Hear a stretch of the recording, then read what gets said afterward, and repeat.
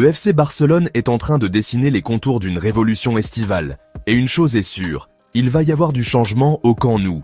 Alors que le Mercato 2025 bat son plein, un choix fort vient d'être acté.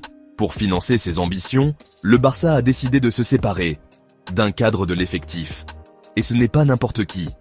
Sous les ordres d'Hansi Flick, le club a retrouvé une certaine stabilité la saison dernière, avec une demi-finale de Ligue des Champions et la première place en Liga. Mais l'objectif est clair, gagner tout. Et pour cela, le board catalan prépare un mercato intelligent, mais audacieux. Deux noms circulent déjà avec insistance dans les couloirs du club. D'abord Johan Garcia, gardien jeune, mais déjà très prometteur, qui vient de prendre le relais de Szczęsny. Ensuite, Nico Williams, la flèche offensive de l'Athletic Bilbao, dont la vitesse et la percussion pourront aider les Blaugranas. Mais voilà. Pour faire entrer, il faut d'abord faire sortir. Et c'est là que tout se complique. Les finances du club, toujours sous haute surveillance, imposent une réduction immédiate de la masse salariale. Et même si Joan Laporta souhaite conserver l'ossature de l'équipe, certains sacrifices sont inévitables. Résultat, la direction a ciblé un poste et un nom. La défense centrale est en ligne de mire. Avec 5 joueurs pour 2 postes, le club doit trancher. Pau Cubarsí et Íñigo Martínez, 2 profils complémentaires, semblent intouchables.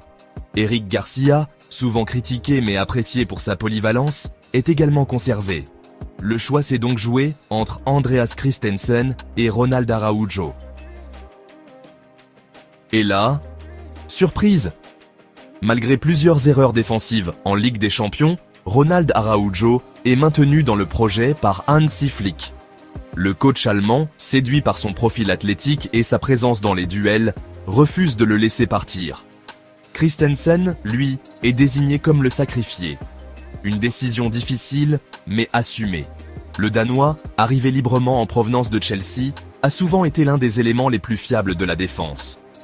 Mais le besoin de liquidité et la concurrence à son poste l'ont placé sur la sellette. Le Barça espère récupérer un montant estimé entre 30 et 40 millions d'euros, suffisant pour faciliter l'arrivée des nouvelles recrues. Et pendant que Barcelone prépare ses manœuvres, du côté de Madrid, ça bouge aussi. Rodrigo pourrait faire ses valises.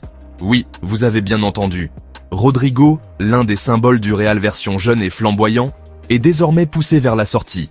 Avec l'arrivée tonitruante de Kylian Mbappé et la montée en puissance du trio Vinicius Mbappé-Bellingham, le Brésilien se retrouve relégué au second plan.